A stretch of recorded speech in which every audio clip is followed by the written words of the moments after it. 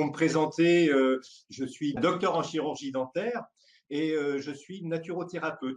Et j'ai été formé à l'Université de médecine de Paris, à la faculté de médecine, biologie et santé de Paris, Paris 13. Et ensuite, j'ai enseigné donc la naturothérapie, cette discipline à l'université également, et ensuite à l'Institut de naturothérapie à Paris. Voilà. Voilà un petit peu, si vous voulez, hein, pour les diplômes.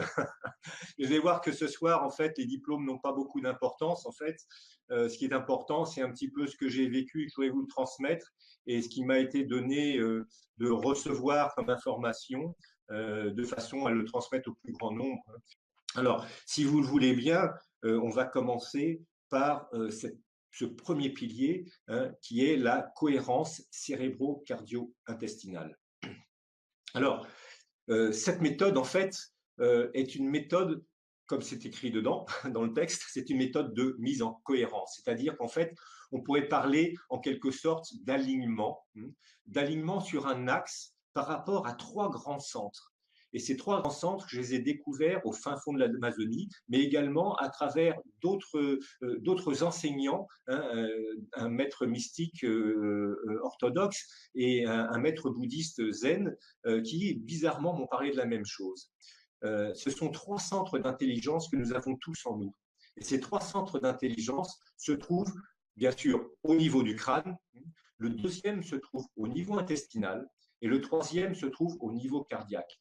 Alors peut-être que certains d'entre vous vont se dire « Ah mais oui, ça me dit quelque chose, j'ai entendu parler du fameux cerveau intestinal ». Eh bien, il s'agit de ça également, effectivement. Et puis pour d'autres, peut-être qu'ils ont entendu parler aussi de ce petit cerveau du cœur, hein, qui a été découvert il y a quelques années. Eh bien, également, ça rentre dans la pratique de la C3I. En fait, je me suis aperçu un jour, vraiment par, on va dire, par hasard, je me suis intéressé à enfin par hasard, dans toute ma recherche un peu de tous azimuts, pour essayer de comprendre ce qui m'arrivait et comment je pouvais le développer, eh bien, je me suis intéressé à une grande discipline, à un art, une philosophie qui s'appelle le taoïsme. Et je me suis intéressé au taoïsme ancien. Et un jour, je me suis aperçu que dans le taoïsme ancien, c'est vraiment très ancien, qui était encore antérieur à l'existence même de l'acupuncture, par exemple, eh bien, il y avait trois grands centres que les maîtres taoïstes utilisaient. Et ils appelaient ça des champs de cinabre, c'est-à-dire des champs d'information, d'intelligence qui étaient capables de transmuter les informations, hein, pour les élever et les élever à un autre niveau de compréhension.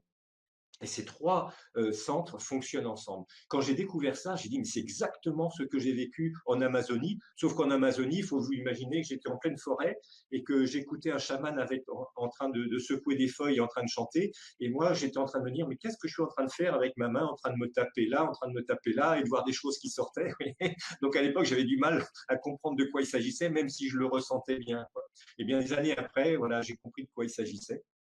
Et puis surtout, dans les années 2000, j'ai découvert ce que les chercheurs étaient en train de faire sortir, hein, au grand jour, c'est-à-dire bien sûr dans les neurosciences, tout ce principe du mindfulness, hein, de cette méditation laïque, hein, qui est si intéressante à l'heure actuelle, mais également l'apparition, hein, enfin, de cette connaissance du cerveau intestinal et cette importance qu'il a de communiquer avec notre cerveau du haut, hein, et d'être capable d'avoir un ressenti, de traiter des émotions inconscientes, hein, au niveau intestinal, qui sait exactement ce qui se passe, qui communique avec son microbiote, c'est-à-dire c'est sa flore intestinale, qui communique avec le système immunitaire et qui va envoyer les informations au cerveau. Et puis, troisième chose, c'est ce petit cerveau du cœur. Et là, je me réfère à l'Institut Ars-Mas, qui a découvert un petit peu cela.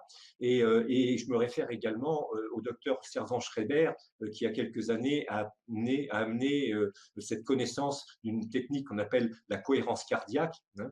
Et là, quand j'ai découvert tout ça, j'ai découvert également que, voilà, en l'an 2000, dans les années 2000, ça y est, tout est en train de se mettre en place. Donc, instinctivement, je veux dire, par intuition et par inspiration, je vais même dire, la technique s'est posée tout de suite, quoi. En fait, qu'est-ce qui va se passer dans cette méthode? Eh bien, il faut savoir que vous avez 3 types d'intelligence, comme on l'a dit, hein. L'intelligence du cerveau, hein, du cerveau du haut, on va dire, qui est une intelligence, on va dire, mentale, hein, si on peut mettre un mot, on va dire que c'est le mental, c'est-à-dire notre capacité cognitive, hein, notre cerveau émotif également, hein, notre cerveau de mémoire, celui qui va analyser toutes nos perceptions, nos 5 sens, pour en faire quelque chose, pour en donner, pour en créer une réponse, pour en créer une réalité qui nous est propre. Hein. Là, on a ce cerveau là-haut qui est là, mais également un deuxième cerveau, hein, comme on l'a vu, le cerveau intestinal, qui lui va envoyer beaucoup d'informations. Il faut savoir que le cerveau intestinal est capable d'envoyer beaucoup plus d'informations à notre cerveau cérébral, j'ai dire, notre cerveau est capable d'en envoyer à notre intestin. Donc, vous dire l'importance de ce cerveau intestinal, hein, dont les neurones, qui sont exactement les mêmes au niveau du cerveau, hein, sont répartis sur l'ensemble de notre intestin. Et puis, il y a ce petit cerveau du cœur, dont les neurones encore sont encore quelque chose de particulier, hein, puisque ils ont a priori, donc vous avez un tout petit cerveau, hein, qui est de l'ordre de, je crois, si je ne pense pas me tromper en disant qu'il est de l'ordre de 80 000 neurones. Alors peut-être que ça a augmenté depuis, j'ai pas suivi, mais peu importe. Mais en tous les cas, ces neurones sont très complexes et sont capables de gérer pas mal d'informations. Eh bien, ils vont gérer l'information du haut et du bas, hein, et on va s'apercevoir que lorsque l'on arrive à ce niveau-là, hein, on va arriver sur un camp de base. Alors, comment faire communiquer tout ça? Eh bien, tout simplement, hein, on sait, hein, peut-être certains d'entre vous ont entendu parler, hein, au niveau énergétique, hein, au niveau des Indiens hein, de Pingala, Shushuma et tout ça. Bon, on sait qu'il y a quelque chose qui existe, hein, de l'ordre de la verticalité, hein, de l'ordre des centres qui sont en nous. Mais là, on va partir sur quelque chose de beaucoup plus basique. Notre porte d'entrée, ça va être le corps, hein. Et par quoi on va rentrer? Eh bien, par quelque chose, par une voie, hein, qui est extraordinaire. C'est un nerf qui s'appelle le pneumogastrique ou le nerf vague. C'est un nerf qui est très très grand, hein, c'est le plus grand nerf, hein, c'est la 10e, on appelle la 10e paire de nerfs crâniens, c'est-à-dire que c'est un nerf qui va passer et qui va nous permettre d'avoir l'information, hein, sur cet axe entre le cerveau, le cœur et les intestins, et bien entendu, hein, d'autres organes et d'autres zones de notre corps. Mais ce qui nous intéresse là, c'est cette communication qui va se faire entre ces 3 centres d'intelligence.